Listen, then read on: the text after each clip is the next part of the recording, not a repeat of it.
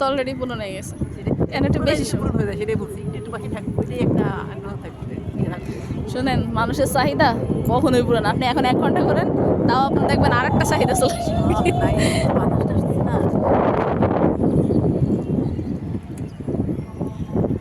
অনন্ত বিকেলে এইদিকে আরে ভাই, আপনার ওদিকে যাওয়া উচিত ছিল, কি সুন্দর বাতাস না।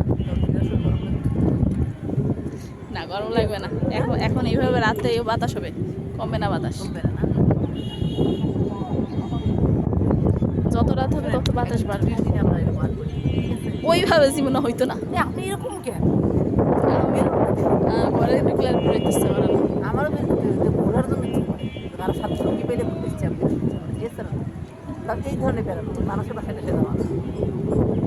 তো ওর বিল্ডিংটার উপরে ওই জায়গাটা ওর কেন এটা মন্দির টন্দির আছে, হইতে পারে। দেখে মন্দিরের মতো লাগছে, ভিতরটা দেখা যায় যে ভিতরে দেয়া বড় আছে, বোঝাই যাচ্ছে ঘরের ছাদ ভিতরে ঘরে।